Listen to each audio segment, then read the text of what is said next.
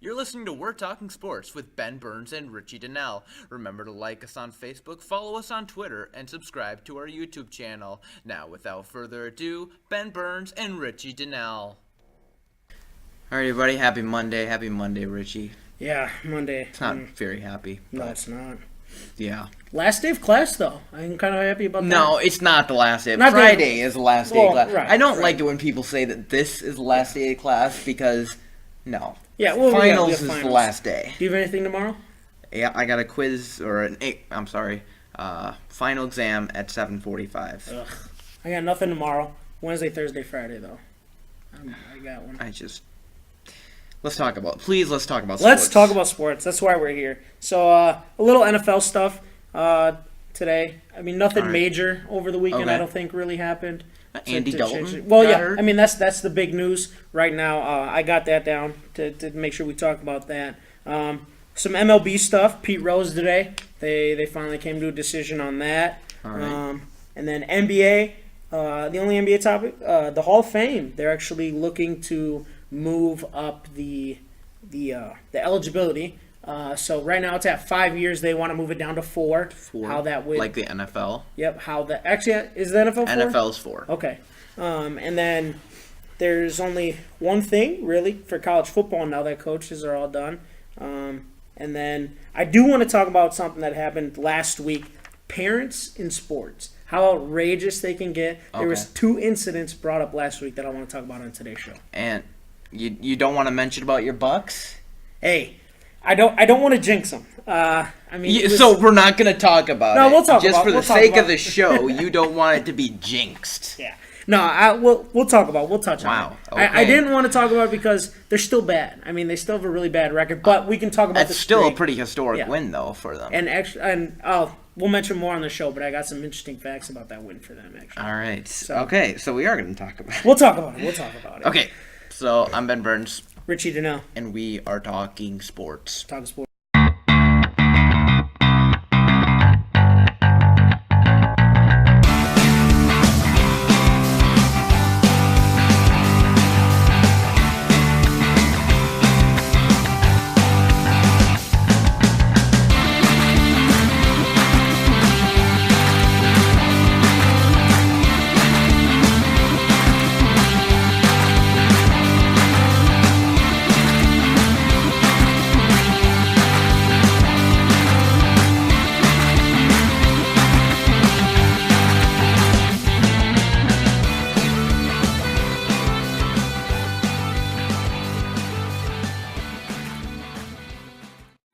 Alrighty. Well, where are we starting? I was thinking about talking about a little NFL first. So Brian Hoyer this weekend got his second concussion in the Patriots game. All right.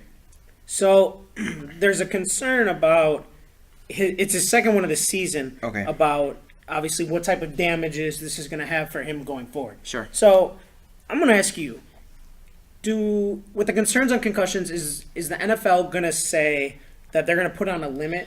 Say, obviously we can't all say how many concussions we've had throughout our lives. I mean, I know I got some during football. In high school, I can't necessarily say how many I have. But for the NFL, they actually registered concussions that Roger Goodell could one day say, we're going to limit, once you've reached your 4th or 5th concussion in the NFL in your career, we got to find a way to get, make it safer for either that player or kind of push them into retirement, I guess. Yeah. I definitely think there should be a limit. I was thinking 3 per season.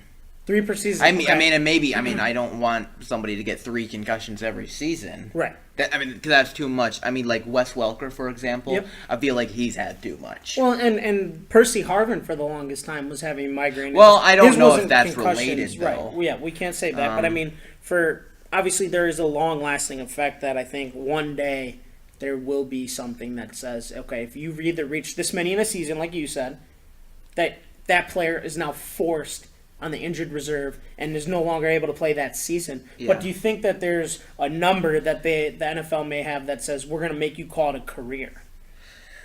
I mean, that's tough.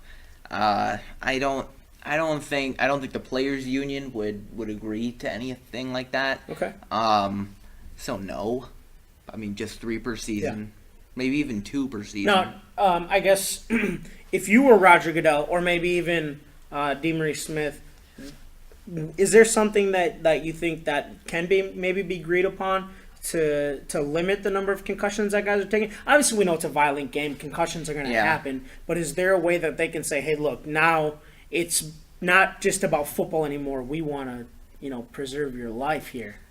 Oh, sure, yeah. But I think at the end of the day, that's always the player's choice. Okay. I mean, you'll hear people say, like, oh, I'd rather just get, a million concussions and die at the age of 40 as long as I get to play football, Okay. Yeah. And that's not always the best way to think, but at the end of the day, I mean, it's America. Right. So, I just want to get your take on the movie that's coming out, Concussion. All right. They have now released that there is going to be real NFL footage in this movie from clips in the past of some big hits and things like that. And they actually use Roger Goodell's name in the movie. Yeah, Luke Wilson's playing him. So, do you think this movie is going to be a significant blow to the NFL? Or what can we expect with this movie?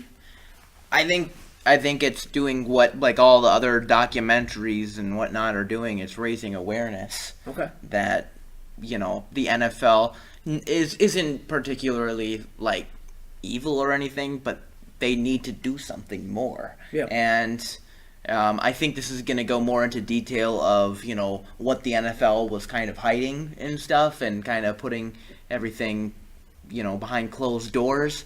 So it's going to be interesting. I'm definitely going to see it. Yeah, I would like to as well. I think Will Smith is probably going to get nominated for an Oscar. So good for him. Kind of revitalizing his career a little bit. But yeah, I think... okay, so not necessarily a negative effect, just kind of an awareness thing on the NFL. Yeah. I mean, do you think we see... I mean, the number of kids playing football these days has actually gone down dramatically now that the concussion things. Moms are saying they don't want their kids playing. And even NFL guys are saying they don't want their kids to be involved in the game. Do we see an impact that way? That the numbers in high schools and youth programs go down? Yeah, look, I mean, I think, I've written several papers like on concussions and stuff and how it's in football.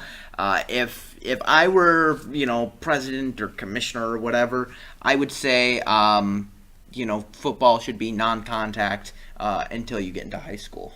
Okay. I actually, I agree with that to a point. There are a lot of youth leagues, especially in Milwaukee, that I've seen where kids are 7, 8 years old, and that's too young to be going full the brains aren't like completely developed there. Absolutely. And they're more prone to injury. Because I started playing in 5th grade, so I mean I can understand maybe like a middle school where you're just starting to learn. Yeah, I mean I think I started in 5th grade too. So I could see 5th grade, or not 5th grade, but a middle school where it's 6, 7, 8.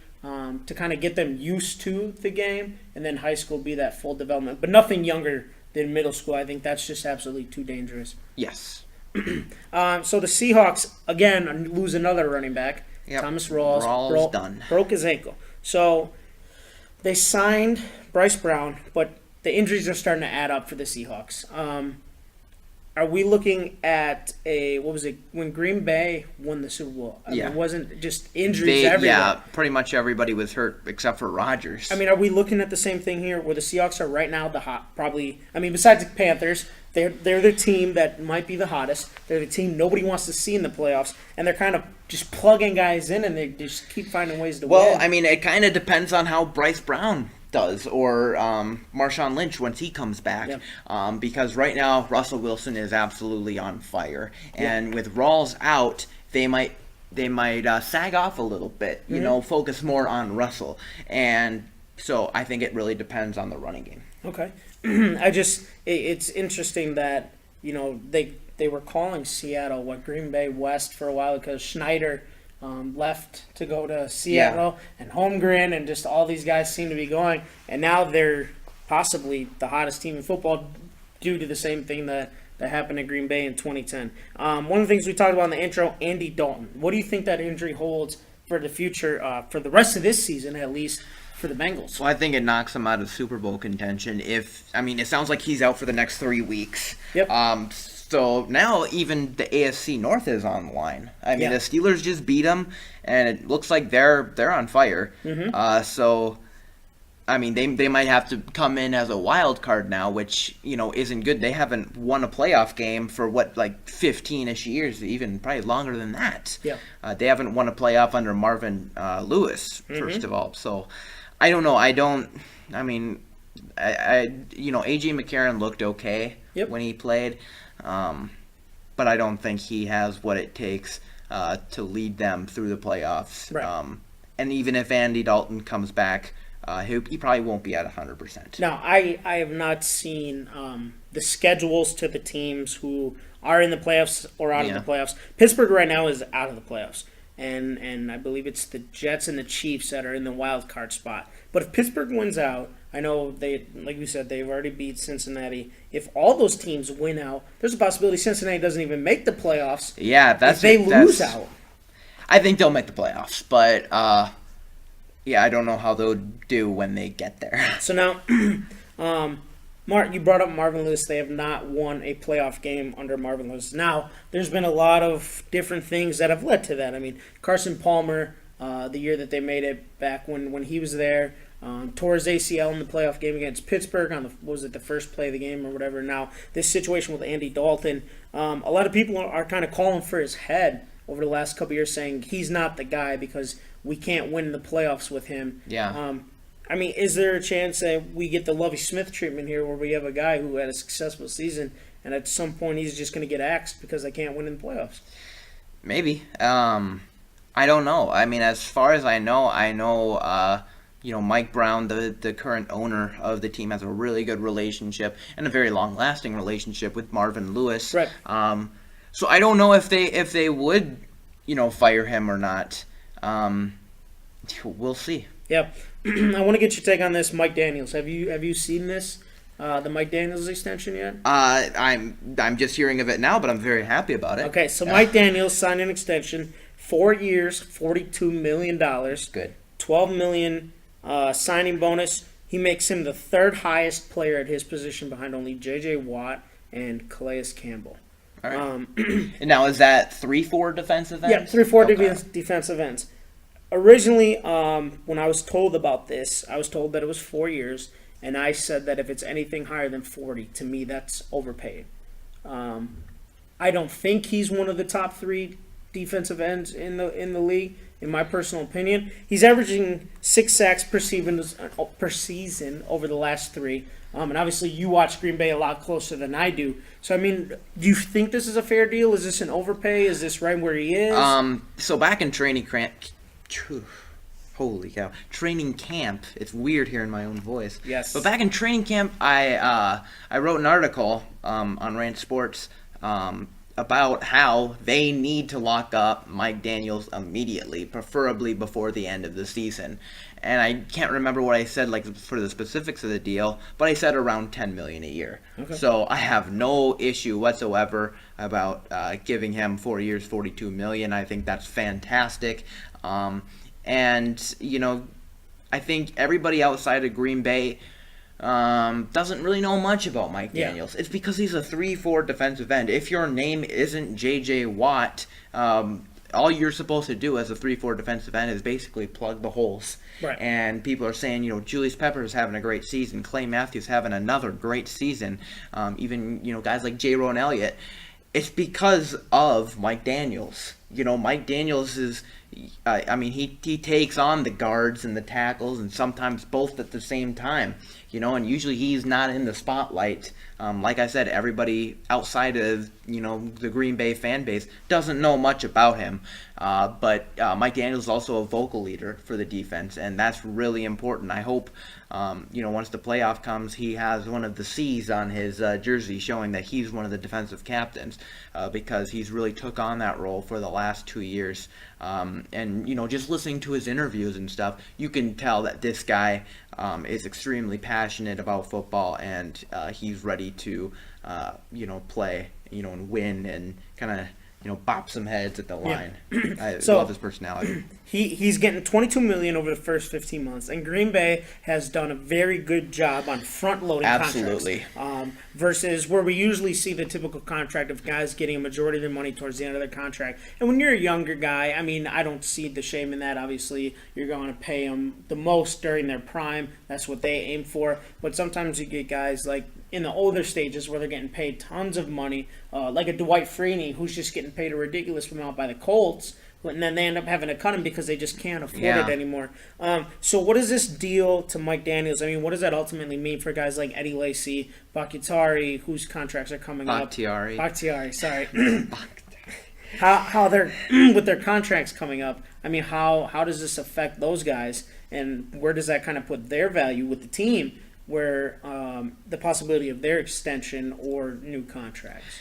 Well, I mean, so like before the Packers didn't have many extensions until they gave the big deal to Clay and the big deal to Rodgers. Right. And now it seems like every core player the Packers have had, they've basically locked them up. I mean, we saw Randall Cobb and Brian Bulaga last year. The year before it was Jordy Nelson, Sam Shields, Sam Shields as well, Morgan Burnett too, and now Mike Daniels.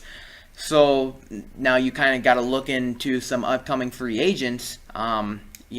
Now that Mike Daniels is locked up, probably the biggest name for the Packers is going to be Casey Hayward. Yeah. And I don't think we need to keep Casey Hayward now that Demarius Randall has been having a fantastic season and has actually he's starting now ahead of Hayward. Okay. And then we also have Micah Hyde who can play both corner and safety.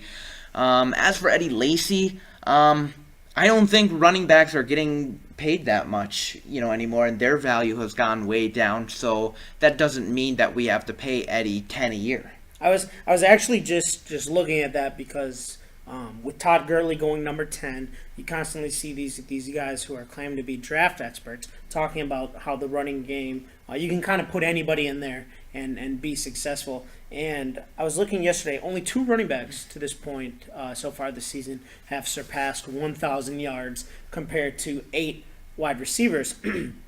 But with the way that Todd Gurley has played this year, do you think that, I guess, the draft value of the running back is kind of back with the running backs that we have seen? I mean, you saw Todd Gurley go in the first round. Melvin Gordon was a first round who struggled in his first year. But I think with these next coming years with guys like Derrick Henry, Leonard Fournette, that we see the value of the running back start to climb up again. And you may see a guy go a number 3 like Trent Richardson a couple years ago. Yeah, I don't think the value has gone up or down. Okay. I just think, Todd Gurley is one of these running backs that, come once every 10 years. Okay. Kind of like Adrian Peterson. Right. And Melvin Gordon just had an incredible season at Wisconsin, I think. A lot of people realize that, he might be the real deal. Still might be, but we'll see. And then, look at Trent Richardson. He was a 3rd overall pick. Yep. He's obviously a bust, but his first year actually wasn't too bad. Right. It showed a lot of promise. And so I think every once in a while we are going to get running backs that might sneak into the top 10. I think Fournette will be one of them. Mm-hmm. But I don't see, the running backs value either going up or down, specifically up. I just think it's declined a little bit. Okay. So as I was coming in, you were watching Adam Schefter talking about Andrew Luck. Yep. Is their season over? Yeah, I do think it is. They were saying that it's uncertain that Luck may even be coming back this season, and now there's a chance that Matt Hasselbeck might not be ready for. Do you know who? I couldn't remember who their quarterback was behind Hasselbeck. Yeah, it's Charlie Whitehurst. Charlie Whiter. Okay, I couldn't remember who. I knew they had signed somebody, but I couldn't remember exactly who it was. Yeah. So they're saying that Hasselbeck could be done for the season as well, or just for. Well, they saw him. So I think he had a collarbone injury, maybe. I'm not too sure, but they saw him today in a cast. Oh, so that's not good. It just keeps getting worse there. So another thing that we talked about was earlier in one of our other episodes was Chuck Pagano, that there were rumors that he was going to be departing from the team, whether it was on his own terms or possibly being fired, is he essentially going to get the same scenario that happened with Caldwell? I mean, Caldwell was he was fired because he coached the team that went 2-10 or 2-14 when Manning was hurt. Yeah. Are we going to see the same thing here with Pagano? I mean, Luck's hurt. Now the possibility of Hasselbeck being hurt. I mean, I'd like to see Pagano stay because I think he's a good coach, and I agree. think when you have a good coach, you keep him. I agree. But I feel like if he is gonna be fired, there's got to be some kind of disagreement between him and the GM Ryan Grigson, right? Because it seems like that's what it always is. Yeah. And I can't remember who was hired first, Pagano or Grigson, but it seems like the GM always wants to bring in their head coach. Yeah. That was kind of the same thing with San Francisco. Yep. So Trent Baalke, he's pretty much in charge now, whereas before it was kind of Harbaugh. And Grigson might want that with somebody else. Right. So, but I like Pagano. I think he's a good coach. So last night, obviously, Wisconsin fans continue to find a way to talk about Jeff Janis. He had a great night on special teams yesterday. Yeah. I mean, what is his future? Is you had mentioned he's going to play. You're hoping that he gets more time at wide receiver. Is he now just becoming a special teams guy? No. No, he's going to be a receiver. No, yeah, of course. Okay. I think we're going to be seeing more of him next year. I hope, and maybe even later. In these next 3 games, but. If he's proven anything on special teams, it's that he is going to work harder than everybody else on the field. No, I'm not discrediting his talent or his work ethic at all. But I mean, Matthew Slater for the Patriots goes to the Pro Bowl every single year. He gets paid, I don't know, he's over $1 million salary, but he's just a special teams guy. Yeah. And that's just what he's good at. I mean, isn't there a possibility that Janis could just fall into that role and just be a great special teams player and not have to play wide receiver? Sure, he could, but I don't think Jeff Janis wants to do that. Well, I'm not saying he Matthew doesn't Slater, want to. he was kind of, when he's been making these Pro Bowls, he's in his, 30s. Jeff Janis, this is his second year. Yeah. And I think he has the body of a wide receiver, whereas Slater is kind of a smaller guy. Yep. Jeff Janis, people call him Jordy Nelson Jr. because he looks like him. And when he is on the field, he shows that he's a deep threat. So, let's throw him on the field. Okay. Come on, 4 wide receiver sets, 5 with Aberderis. Wisconsin. I don't get it. I know. But Aberderis is a good football player. I'm not saying he's not. Okay, a good so if football player. Aberderis was on the Chicago Bears, you wouldn't say anything. No, because he's always hurt. Really? Yeah. He was hurt. He was hurt 2 straight seasons at Wisconsin. He got hurt last year, and that's why Alshon he didn't Jeffrey play. Isn't always hurt. Seems like he's always questionable coming into every game. And that's why I don't think Alshon Jeffrey should get big money that he's going to demand. But he should still get playing time. Alshon Jeffrey is by far the most dynamic receiver we have on the roster. He is the best wide receiver on the team. Okay, but if you yeah, we're on the same page there. Yeah, I'm not saying Jeffrey shouldn't play. I'm just saying he is the best receiver that we have on the roster. I just think from this perspective, I'm a Wisconsin Badgers football fan. I watch Aberderis. I think Aberderis deserves to play on Sundays. He's talented. The thing for me comes down to I need you to be on the field. And that is a knock on Alshon Jeffrey that you just brought up, is he's never healthy. And Eddie Royal the same way. He's not healthy. He's not going to live up to the contract that they gave him. But with Aberderis, it just Wisconsin fans seem to think that Badger fans and Packer fans seem to think he's kind of the golden boy because he stayed in state and that he deserves all these opportunities despite the fact that he's not healthy enough to ever play. That's only natural, though. I'm not saying I'm not faulting you. I'm not faulting Mark you. Tauzier was a fan favorite. Yeah, no, I'm not faulting you. It's just it's funny that it constantly comes up all the time, and if you don't follow JS comments, it's kind of hard to understand. But there's a lot of people who put their opinion out there on articles and whatnot that just take it to the whole next level of, I guess, fanatic for guys that are Badgers to Packers. That just makes it seem very ridiculous. I know you would say that if he was on the Bears right now, you would be nuts about him.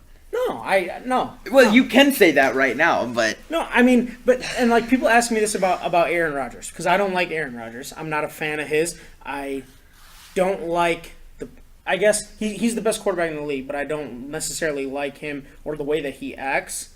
And if he was on Chicago, it would be the same way. I would still say, yeah, he's the best quarterback in the league, but I don't like how he is as a person.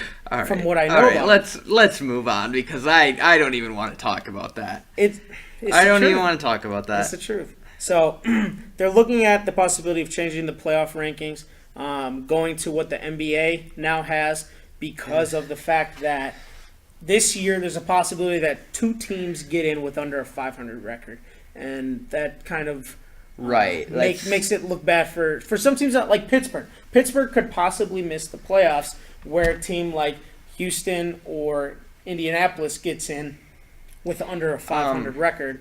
That they want to fix it to where it's I guess it shouldn't say they're doing it, but it's been brought up that they should go to the style of it's the 6 best records on your conference. And that's it. Here's what I have to say about this. So I am all for expanding the playoffs, having 7 teams where maybe only the 1 seed gets a bye, or even just 8.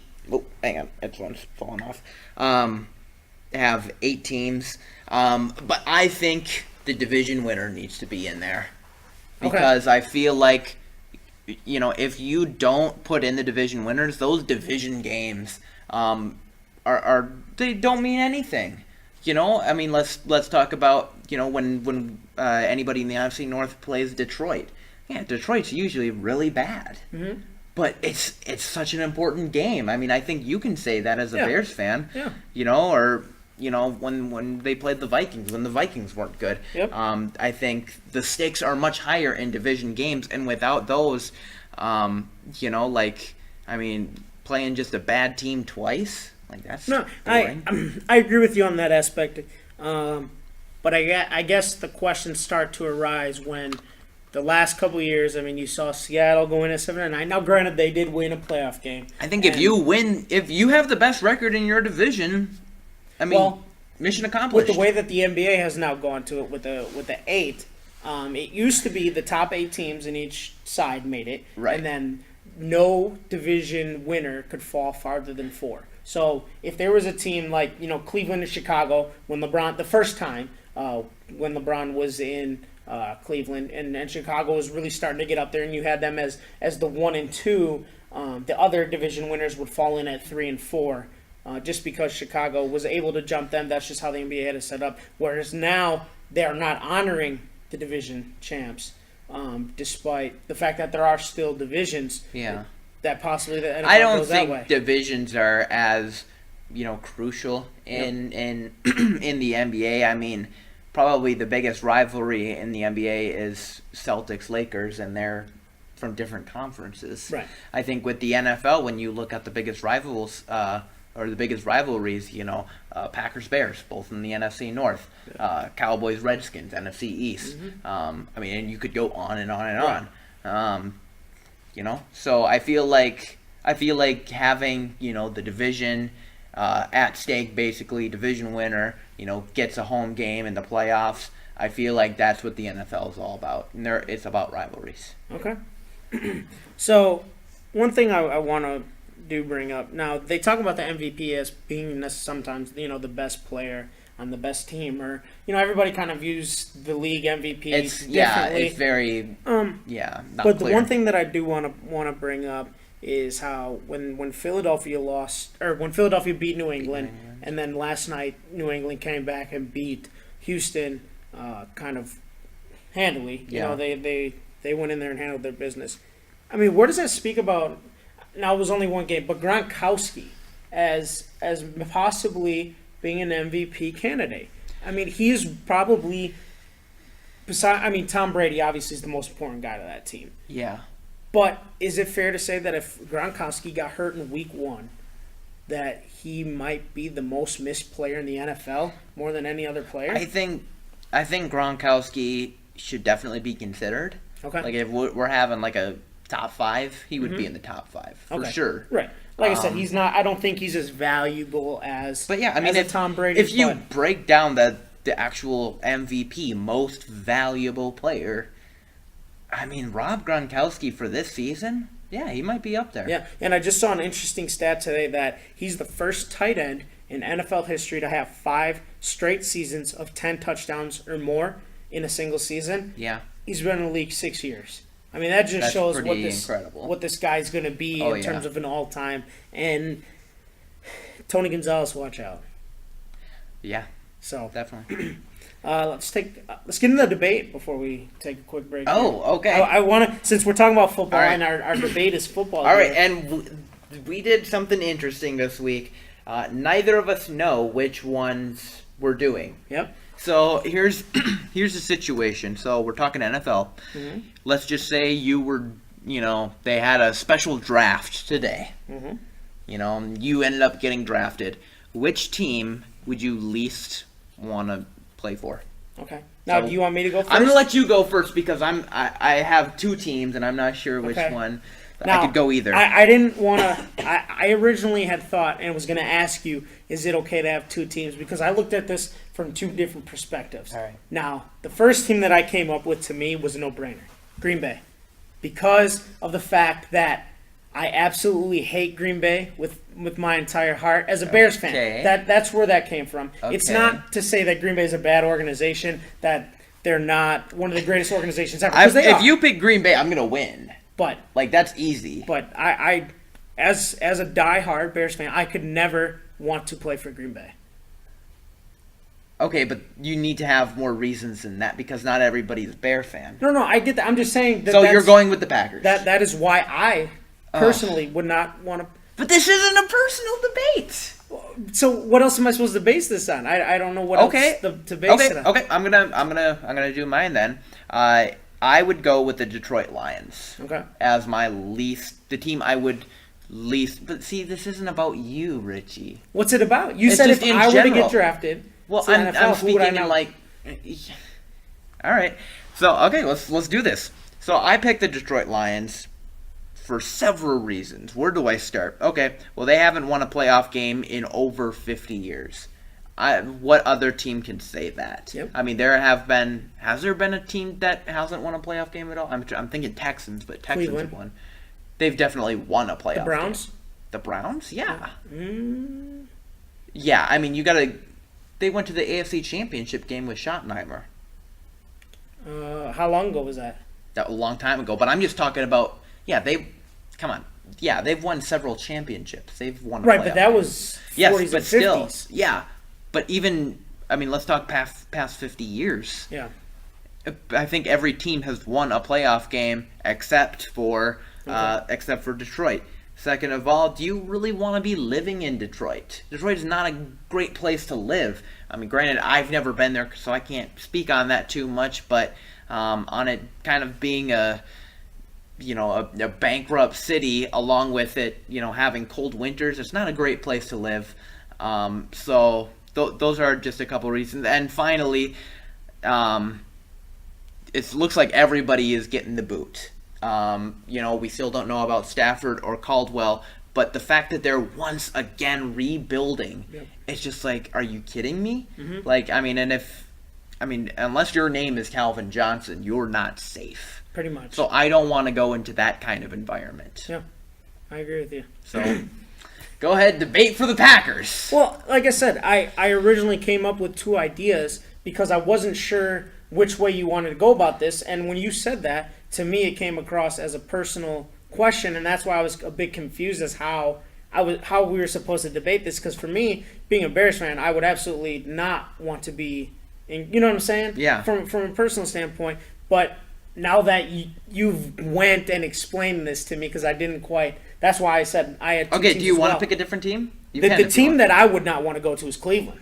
Okay. I would absolutely not want to go Okay. to the Browns. The Browns have a storied history with Otto Graham and Bo Jackson, don't get me wrong, but it's almost the exact same situation as Detroit. I mean, you're firing coaches like nobody's business. I mean, what was it? Marone?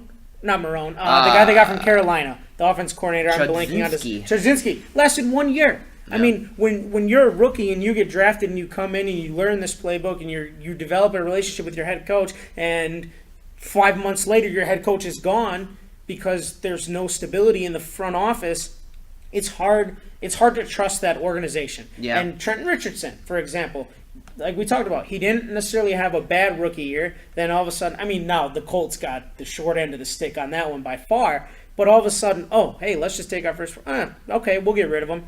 I mean, there's no stability, and I think that's one thing that every player wants. They obviously have that dream of playing for one team in their entire career. And Joe Thomas has been blessed to have spent his whole career there. He might be leaving, too. And he is probably going to be a Hall of Fame player. But, yeah, like you say, he might be leaving as well. Yeah. So for everything that you said about Detroit, I mean, I think we can say the same thing about Cleveland. Now, Cleveland may be a little bit nicer of a place to live in. It's a blue-collar city. But Detroit right now, with that city, is just a mess. Well, but as an organization, I mean, Cleveland is about as unorganized as it comes. Because Detroit did make the playoffs last year.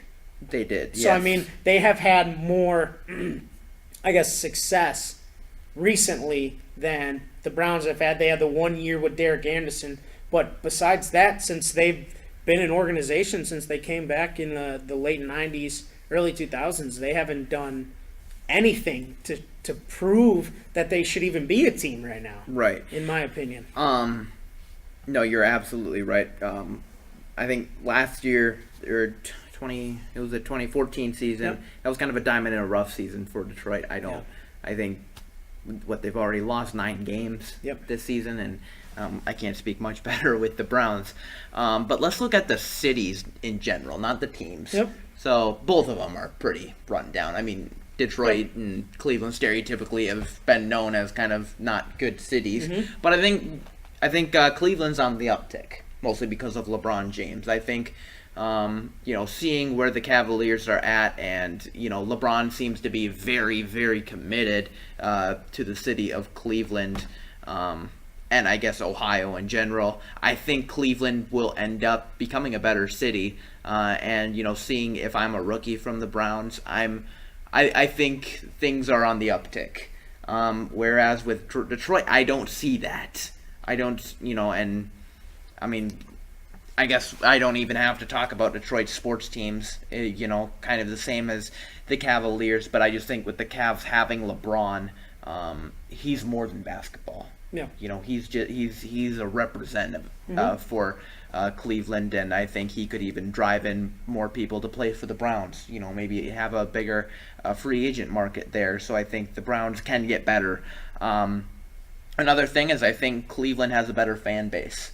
Have you ever watched the Cleveland '95 the Football Life? I have not. Oh, it's great, but it kind of talks about how the Browns, the original Browns, left to Baltimore to become the Ravens, and just the response was absolute devastation of how, I can't imagine the Packers leaving for another team and becoming a different team name. Right. And I know, if that happened to the Bears, you would have the same reaction. Absolutely. So seeing that fan base there kind of reach out for the last season really showed me that they have a lot of fans there. And as for Detroit, I mean, let's talk about last Thursday's game. All I heard was "Go Pack, go" the entire time. But that's almost anywhere you go. I mean, we had this debate about how Green Bay has probably the biggest fan base in the world, and the only one that I could think of to compete with that would probably be Pittsburgh, with how many fans there are. So I think no matter where you go, "Go Pack Go" is going to be one of the loudest chants you hear in no matter what stadium it is. Right. Okay, you got me there, but but I think Cleveland has maybe a top 5 fan base in the NFL. Right behind Green Bay, Pittsburgh, and Dallas. So now, I do agree with you with the fan base, because the dog pound is always there. Right. And they're always represented. But the thing is if I'm a player, now I obviously want to play in front of a big crowd and play in front of fans, but ultimately with players, it's going to come down to wins and losses. It's going to come down to the product on the field. Everybody's goal is to win a championship. Now, like I said, Joe Thomas has spent his entire career there, and they have been very, very unsuccessful. And you brought up LeBron being in Cleveland. Yeah. Now, to rebuttal that with Detroit, The Red Wings are one of the most storied hockey teams in NHL history. The Pistons have won NBA championships in the last 15 years. They had when they had Rip, Chauncey, Ben Wallace. Those teams were very, very good, and they won an NBA championship. The Tigers have won a World Series in the last 10 years, whereas the Cavaliers have never won an NBA Finals. Now, the goal is obviously to do so. I think that's going to change very soon. The Cleveland Indians have not been good since Cliff Lee and CeCe Sabathia both left, but even before that, they really have not been a World Series contender. And then also with Detroit, the owner of the Tigers is building a multi-million-dollar entertainment area, much like we're going to get here in Milwaukee, in downtown Detroit for those fans, whereas I don't know that we can say Cleveland has that. Right. And that kind of, to me, where you say Cleveland's on the uptick, I think Detroit's, as a sports city, future is a little bit brighter. In the next 10 years, I think the Detroit teams will be more successful than the teams coming from Cleveland. Okay, I'll share my final thoughts, and then you can, if that wasn't. No, that was, you can finish. Okay, I don't have much to say, actually, but going back to sports other than our football teams, I think you got to ask, okay, how does these teams or players affect my team? Because that's kind of how we're going. I think the presence of LeBron James affects the Cleveland Browns more than the Pistons' previous championships and the Tigers' World Series and the Red Wings' storied franchise. Just LeBron himself affects the Cleveland Browns more than all those teams affect Detroit Lions. But yeah, I think both teams are really bad. Yeah. I don't see them getting any better in a long time. Not at all.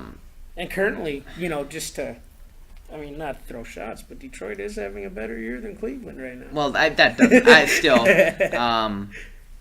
those were my two teams that, I could have flipped a coin. So, yeah. So, Cleveland, Detroit, let us know what you guys think. Yeah, we'll post it on Facebook. So please comment. Yeah. We want to know. Or if you have another team you wouldn't want to play for. There's a lot of bad teams out there to choose from. So. Yeah, and let us know why. Yeah, too. Absolutely. All right, so let's take a break. Yeah, that was a long session. Yeah, for sure. All right. Hey Ben, have you ever been to a baseball game? Oh, you betcha. Oh, $9 a beer, $7 a hot dog. Don't you seem like that's just too expensive? It's just too much. So instead of spending your money on something like that, you can go ahead and make us more popular for free! Hey! All right, so let's do a quick talk of movies. Hunger Games, still number one in the box office. In the Heart of the Sea, have you seen commercials for those? That's the Moby Dick movie. The Moby Dick movie, yep. It actually doesn't look too bad. It's been getting bad reviews, 43% on Rotten Tomatoes. I'm not the guy who critiques movies. Yeah. Whether it's a good movie or a bad movie, I'll watch it. Really interesting thing about that. So Chris Hemsworth, he's a star. He's Thor as well. But they also have Tom Holland, who's also going to be playing Spider-Man. Okay. So maybe a little bit of connection there. Yeah. And then, so there's a big movie coming out on Friday. Big movie, Alvin and the Chipmunks. Oh, God. Number 4. I cannot wait for this. Yeah? They're saying it's the most anticipated movie of all time. I can't believe they're a 4th Alvin and the Chipmunks. I can't wait. Okay, no, it's Star Wars. Yeah, it's Star Wars: The Force Awakens, which probably they are saying is the most anticipated movie of all time, behind The Phantom Menace, which came out in 1999. Yep. A lot of people expected a lot. Didn't go as good as some people would think. I was a kid when I watched it. I loved it. I remember I was Jar Jar Binks for Halloween one time. Yeah. Looking back, watching the movie now, it's not as good because it was a kid's movie. Right. But this one is going to be PG-13. We're getting the old heroes back. Yeah. I cannot wait. Do you have your tickets for it? I do not. You do not? I'm not a Star Wars buff. I'm sorry. You don't have to be a Star Wars buff. I saw the originals, and I did see Phantom Menace when it came out. I don't know. I don't resonate. See, I'm going to Star Wars for somebody that hasn't seen any of the movies. So okay. I know. Chuck is going. Chuck, I think, has his tickets ready. He's much like you two have had your conversations on that before, about that. But I enjoy movies. I'm not a movie buff like you guys are in terms of following everything closely and just being very into the movie scene. Well, that was fun. All right, let's. Well, there are some good movies coming out. We saw the trailer for the new X-Men before the last episode, which looks fantastic. I have seen all the X-Men's, and I'm a big X-Men guy. I've watched the Teenage Mutant Ninja Turtles trailer. Yep. I think I've watched that like 5 times. Okay. I'm kind of a big fan. Yeah. I did not like the first one, but I'm excited for the second one, mostly because Stephen Amell is going to be in it. Yeah, that's a big get as Casey Jones for sure.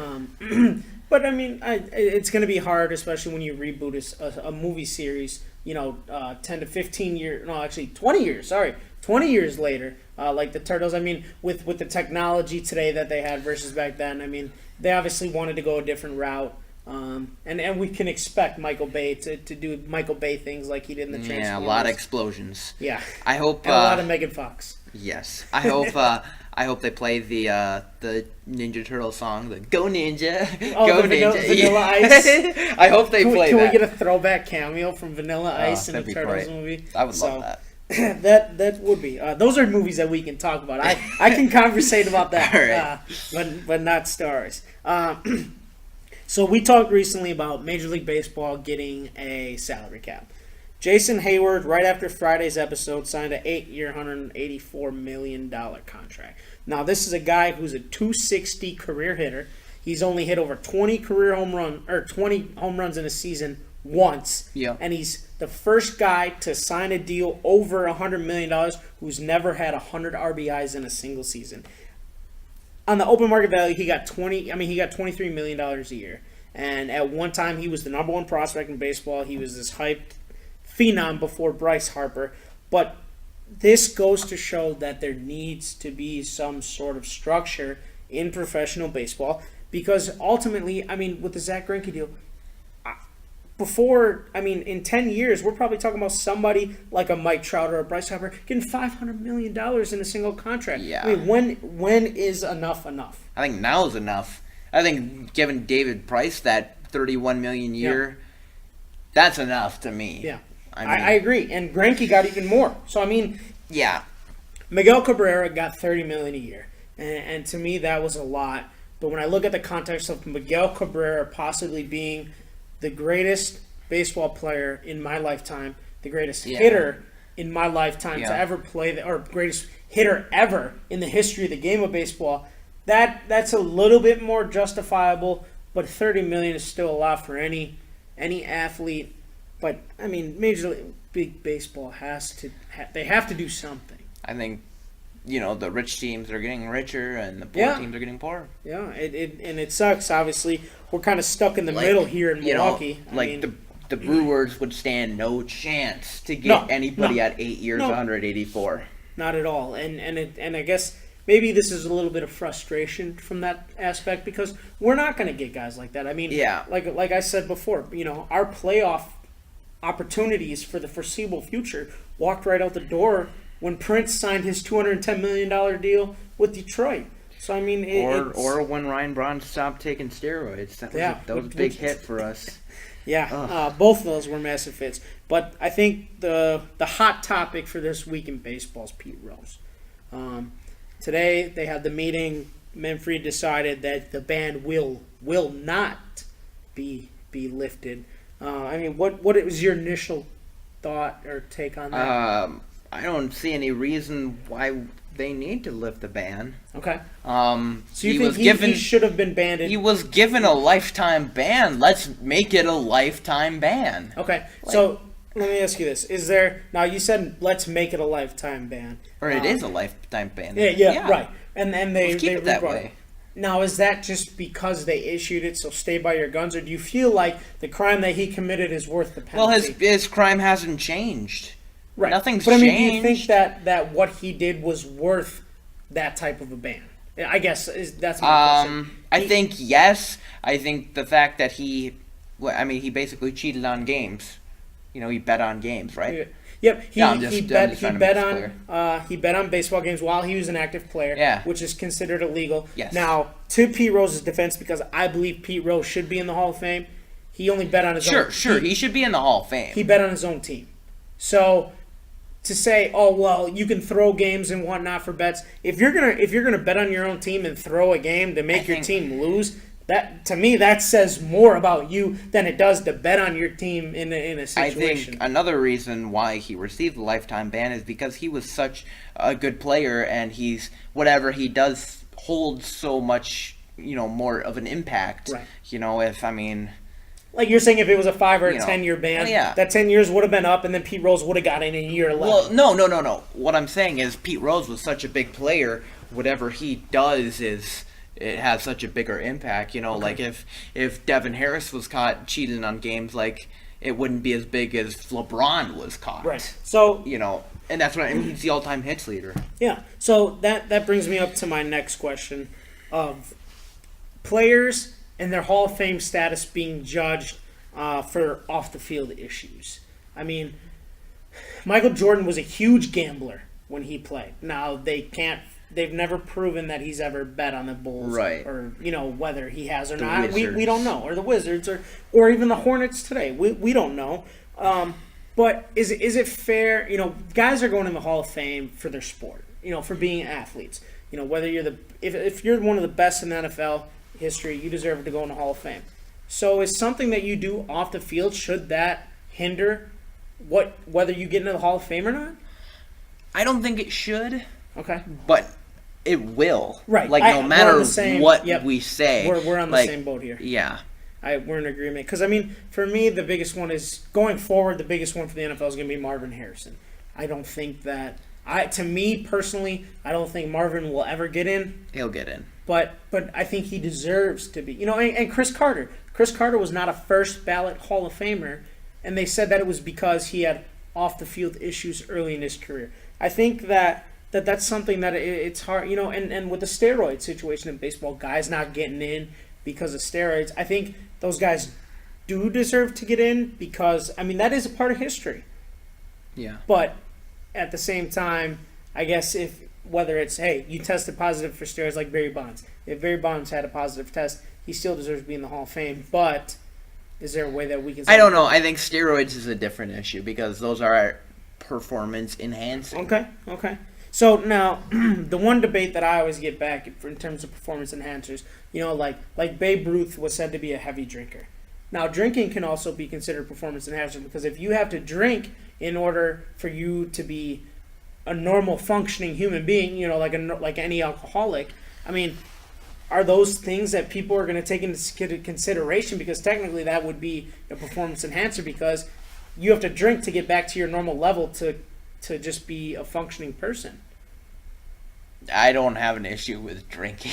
No, I'm not saying you do. I'm just saying, almost anything that, if you have to take any type of medication or any substance, whether it's, like I said, alcohol, a steroid, or whatever, to be a functioning person in society, much like alcoholics or drug addicts have to take their drug or alcohol to be a functioning person. Could that, that could almost be, could that be maybe, considered? but that's opening a whole other, can of worms. Okay. So we're in agreement, off-field issues should not be a part of the Hall of Fame. Unless it's steroids, because steroids isn't on the field issue. Right. I got you. Okay. So the NBA, for their Hall of Fame, is looking at dropping it down to 4 years from 5. And we talked about that. That's what the NFL is at. So the biggest people that this will affect, so we're looking at next year's ballot for 2016. The guys that will now be on the ballot, if this change does officially go through, would be Shaquille O'Neal, Allen Iverson, Yao Ming, Jason Williams, and Zydrunas Ilgauskas.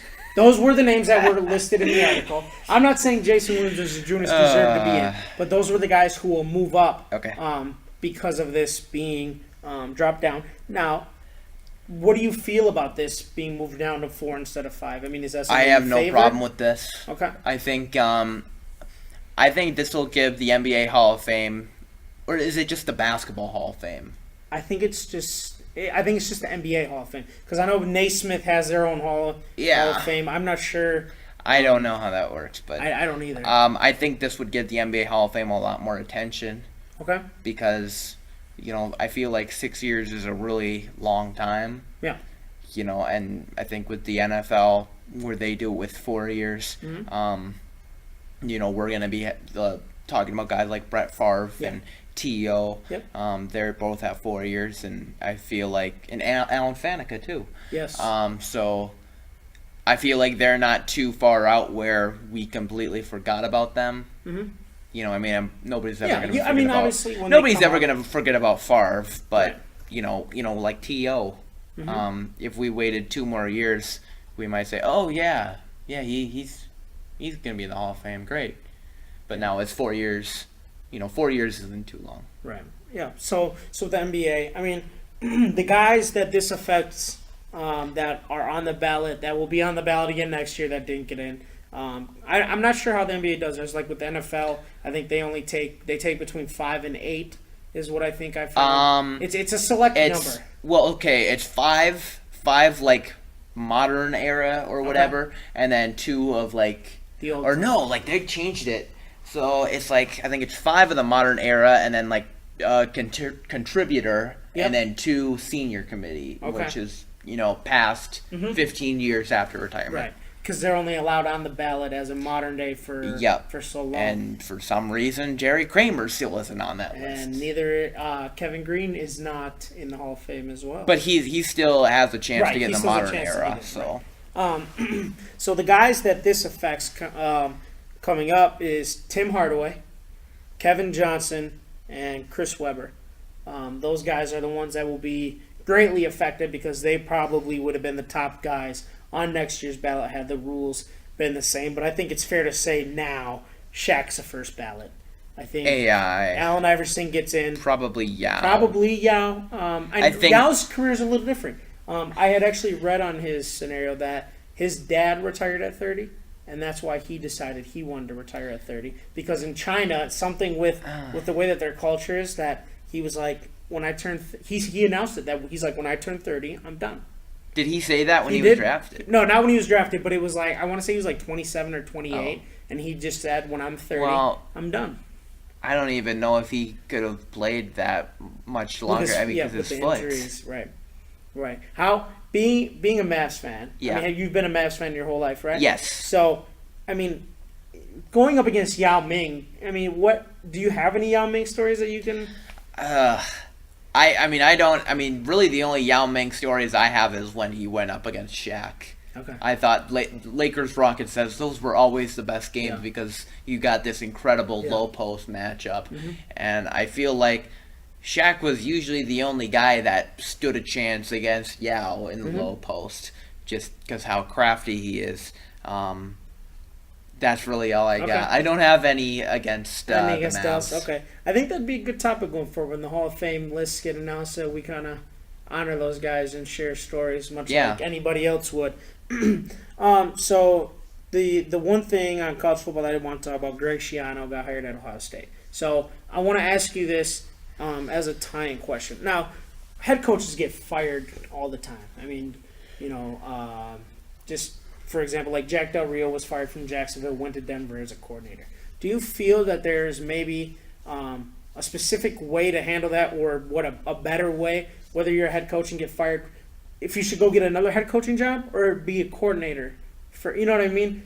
I think it depends on how you were fired. Okay. Or what your situation was. I think with Del Rio, he had multiple losing seasons. So I think going as a defensive coordinator for Detroit was great for him because it showed it displayed his specialty. Denver, right? Yes.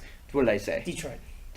I'm talking about Detroit too much today, but and then maybe another example would be Jim Harbaugh. Yeah. So we know he's a great coach. He just made the Super Bowl a couple of years ago, and he kind of ended in a sticky situation with San Fran. So but now he moved on and got a great head coaching job with Michigan. Yeah. So it really depends on how you got fired in your previous job. Okay. I just wanted to tie it in because, I mean, coaches kind of do different things. And obviously Greg Schiano was a head coach at the college level and then a head coach at the NFL level. And this is the first time that we've heard of him in a couple years here.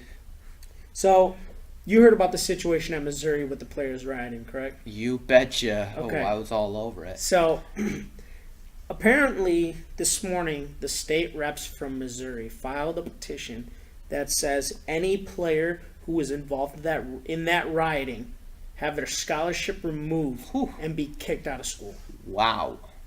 I don't know much about the relationships between the state government and college or collegiate universities. That seems is that really something they can harsh. do? I mean, is that something that they can actually do? I feel like no.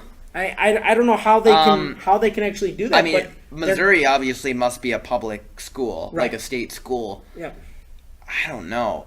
I mean, to me that's outrageous. How can you try to strip a kid of a scholarship that he's earned through hard work? I don't know. Because he stood up for what he believed I in. feel like that should be the university's decision. Yeah. And, if you want to go and if you want to specify it, maybe even just the president. Yeah. Because, I mean, we've seen guys who get in trouble, whether it be drugs and maybe get kicked out of school, or coaches that break the rules and they get their scholarships taken away. But this to me, I think, is taking it too far. I agree with you on 55.6%. So, since we were talking about college, the last major topic that I have here is parents. Parents. So, parents are almost worse than the kids, especially the little kids, and then the parents come out, and it's awful. I don't want to talk about parent stories that I have, but so last week, I was getting ready for a presentation, and I was just waiting for you guys to come to class, and decided to jump on ESPN, and the number one article that popped up that day was there was a mother who was attending some sporting event. Now, I don't know where this happened. I don't remember, or the sport. But the mom wanted to take the kid home with her from the event instead of having the kid go back to school. It must have been an away game of some sort. And the coach said, no, ma'am, your son or daughter has to come home with the team. It's school, mandatory by the school that we take your son or daughter back to the school first. And the parent socked the coach, just straight up punched the coach. I mean, that's ridiculous. Yeah. I neither of us have kids. I think that we know of. No, I'm just kidding. We don't have kids. But I mean, can you see yourself being a parent that goes over the top? I mean, knowing everything that you know about sports. I mean, some people. That's pretty harsh, punching a kid. But I think there's always that one parent for every team that's just, yelling on the sidelines, yelling at the ref, yelling at the coach sometimes, and I think that's just something we have to deal with. Yeah, and the biggest embarrassment of these parents, Oklahoma State basketball head coach, I believe his name is Travis Ford, was at his son's basketball game and was so hard and just so disrupting to the game at the officials, he got ejected. And he's a D1 college coach. Wow. There's got to be a line. I mean, I get parents obviously there want to has watch their to be. parents, but I don't know how else to enforce that. Yeah, I mean, if it's multiple occurrences, I guess what you can do is ban them from the games. But at the same time, that's their kid. It is, and so I mean, it's sticky. I guess as a kid whose mom would come to all my events, I'd feel like that. To me, I get embarrassed easily. So whenever my mom would say something, I would get embarrassed. But I feel like for these kids, I mean, that's just got to be. You're now the talk of school the next week. That's gotta be rough. Yeah. In basketball, we had. He was 2 years older than me. His name was Brian, and he was one of the best. He was one of the best kids on the team. But his dad was really into it. He helped coach the girls' basketball team, but he had a really high-pitched voice, and you could always hear in the court. He'd go, "Come in, Brian," and that just became a running joke for the team. Come in, Brian. That's the worst. That is the worst. You know what? Hey, he was a good guy though, Yeah. but like he just yelled all the time. The way that we just ended this definitely made my Monday a lot better. Yeah. Oh, jeez. All right. So yeah, I mean, you want to wrap it up? Yeah, I think All right. we'll wrap Well, this up. yeah. Thank you guys so much. Remember to listen to us on Wednesday.